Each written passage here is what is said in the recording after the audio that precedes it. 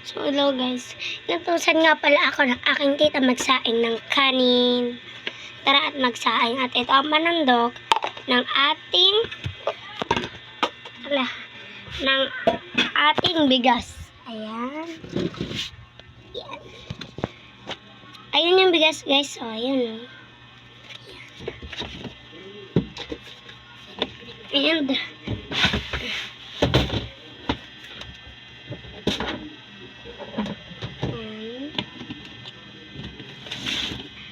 buksan natin. Ayan. 3 takal and 3 dito rin.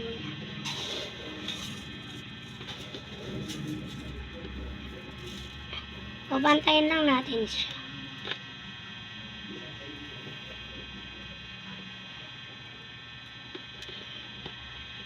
One.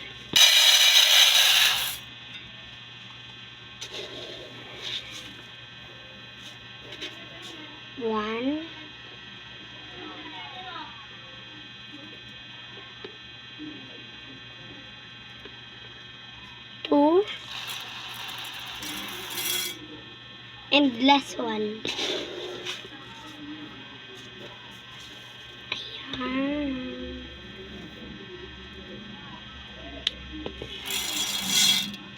At yan. Okay na. Up. Dali natin. At isara natin ng maayos. Dapat maayos na maayos. At ibalik rin natin sa dati. Ayan. And kukuha tayo ng tubig. Bago natin siya lagyan ng malinis na tubig, hugasin muna natin ang kanin. Ayan. Una, lagyan mo na siya galing sa rito. Kahit hanggang saan. Hugasan mo lang naman. At ikot-ikutin at hawak-hawakan. Ayan.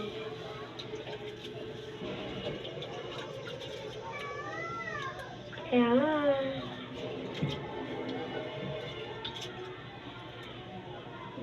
At pag madumi na, i-ano mo na. Nakikita ko po na maraming dumi. Pag may nakikita kayo marami. Ayan na. Ayan. And isa pa. Ayan. Up. Ganun lang ulit. 2 beses. Baka may germs pa. Kailangan talaga ayusin ng mabuti. Ayan.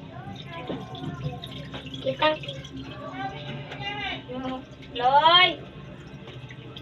Ayan.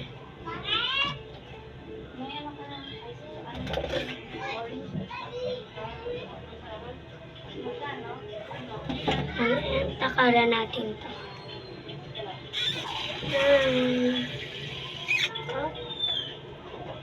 One. Okay. Ka na maligo. 2. Walang aamoy.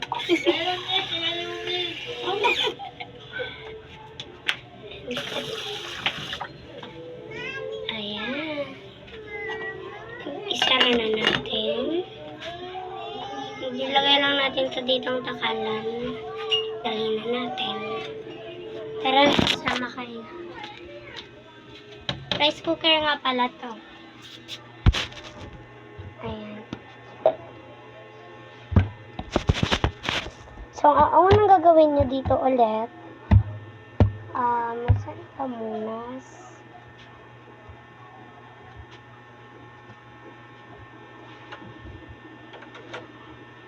Eto. Hindi naman na ito ginagamit. Ayan. Punasan natin. Ayan. And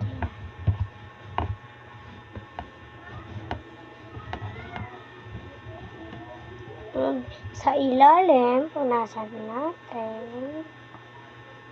At sa mga gilid-gilid. Yan. At ito nga pala ang ating rice cooker. Ipasok na natin siya. Ayan. Napasok ko na so.